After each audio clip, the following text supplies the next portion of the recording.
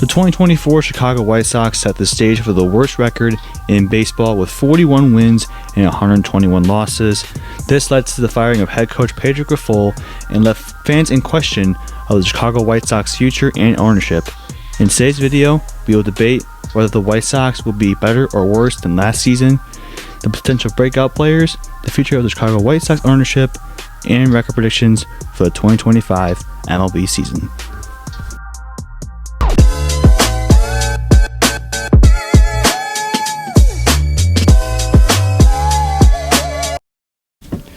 Welcome to the Sports Freaks Podcast, everybody. I'm Patrick Cummings. To my right is Ryan Mooney, and to my left is Marcos Martinez. And without further ado, let's get into some White Sox baseball talk.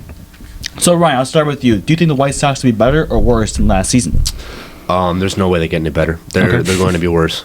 Straight up, they're just going to be worse. For sure. They're going to be worse. They're going to be. It's hard to get much worse, but there's going to be a significant decline.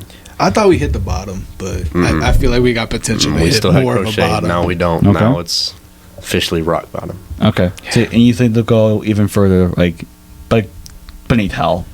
Like they're... Yeah, pretty much. Okay.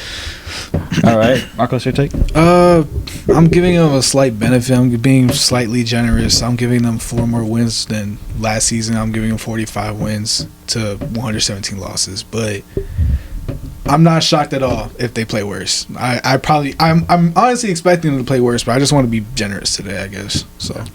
All right, and for my take, I think the White Sox will be slightly better than last year. I think Ryan mentioned it in our first podcast where it gets harder and harder to lose as time goes on, but I do think they're still going to be they're still going to set history in many, many ways. Not good ones. Yeah. What Chicago sports team doesn't? Who, in your opinion, Ryan, could be a breakout player for the Chicago White Sox season? Obviously, they got rid of Garrett Crochet in a trade with the Boston Red Sox. They brought in catcher in that trade. They brought in catcher Kyle T, outfielder Braden Montgomery, infielder Chase Meadroth, and right-handed pitcher Wilkman Gonzalez. Your thoughts? On the trade or on who's going to be the breakout? Both. Okay, the trade. Not a good trade in my opinion. I think we could have gotten a much bigger haul. Those prospects we got, yes, they're great. I don't think they're going to develop for us, however. But Crochet is a monster. He's what, is he 6'5", 6'6"? Something like that. He's a tall dude. He could dunk. And he's he can play too. basketball. He's lefty. He's tall. He can touch triple digits. He's an athlete for sure, and he is definitely like a game changer. He won us games last year when nobody else would. And with him gone, we're going to be worse. And those guys we got in return either aren't going to give us any help until 3-4 years down the road, or no help at all because they don't pan out because we can't develop players. To be fair, though, we do have Will Venable. As our new White Sox head coach, Will Venable. We don't know how former Texas Rangers bench coach. He won a World Series with them in 2023. Yeah. We don't know how he's going to be as a head coach, but it'd be nice to see somebody be able to change the culture and actually develop guys. Although it won't be just him. We'll have to have, a better farm system as well. Well, the White Sox farm system actually saw that it's doing better. It's just ranked 6th in the league in farm systems. Yeah, I think that's because of players, not because of staff. But I mean, who knows? It could be a change, which would be amazing. It's like on paper the prospects look good, right? But the development of the White Sox isn't good. That's the thing. So I guess top 10 in the league in talent wise, but they're not going to develop that whatsoever. So it's just a waste. Honestly, like you said earlier, they're the place where prospects would die, basically. Yes. So before the podcast, I mentioned that the White Sox are where good prospects go to die. And now, what are your thoughts on who potentially could be the breakout player? 2 guys, both of which are currently considered minor leaguers. Colson Montgomery, who I really hope the White Sox will bring up. Number 1 prospect for the White Sox. I love that dude.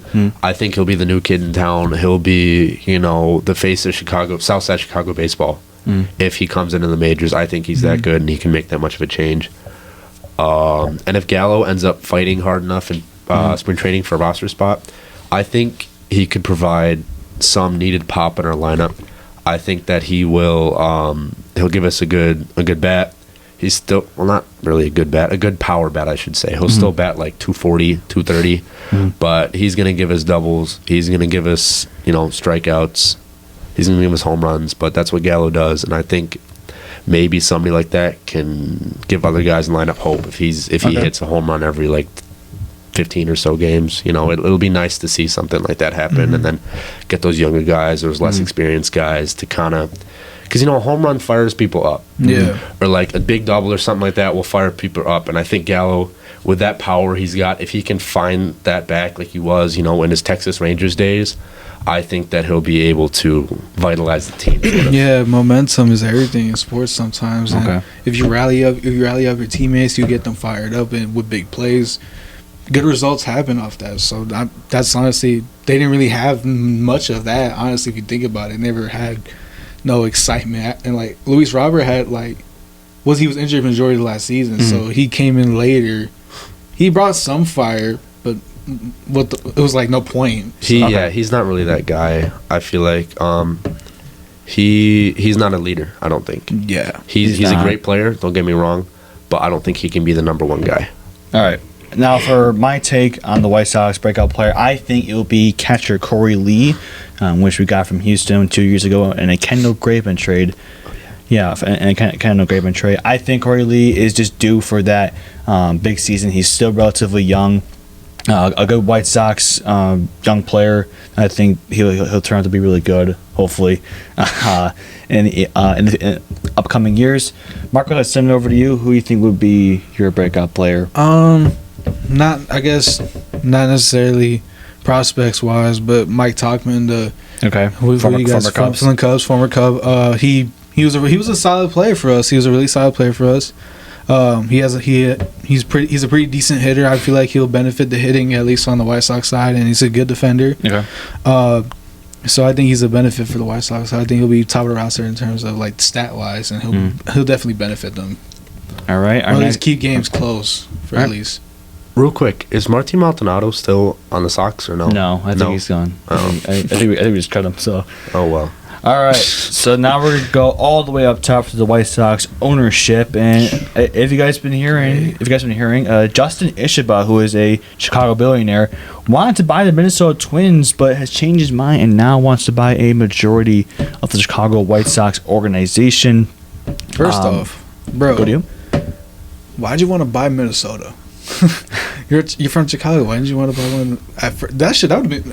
Hey, I'm just saying. If I see one of my teams cooked or getting ran to the ground and they're getting cooked right now, I'm like, hey, let me bid on my team real quick. That's what I would do. But yeah, to each his own. To each his own. I wouldn't mind buying the Twins though. Twins are a good franchise. Yeah, they're a good franchise, but nice stadium. They've got good fans. And they've got consistently some good talent that comes up every few years. I don't know. I just think about the city all the time. Yeah, we've been through so much. Oh yeah, I want a new stadium. I hate guaranteed rate or just rate field. What do you hate about it?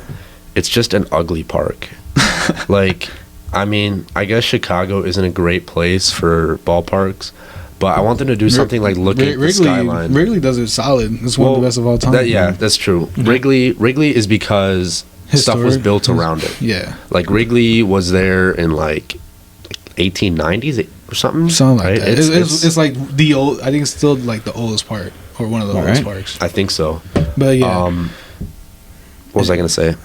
We used to talk about guaranteed rate field and what you don't like about it. Yeah. I want them to You ever seen PNC Park at Pittsburgh? Mm-hmm. It overlooks that yellow sky bridge or the yellow bridge they have, and it looks on over the river to the city skyline. Yeah. I would love something like that for the White Sox. We may have to move locations, but something where the outfield points to the Chicago skyline because it's the best skyline in the world. Yeah. I would love to see a stadium like that. Sorry for going off topic there. No, that was fine.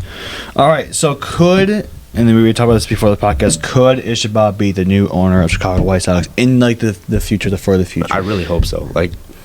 I really hope he does. If there's anyone to bet on it, I would hope it's him. But in terms of right now, not a chance because Jerry's not going to give up the team. He's a stubborn guy. He's not going to give up the team. I guarantee you he's going to want to die with the team. Yeah. So it's either that we just gotta wait it out. Really, that's really what it is.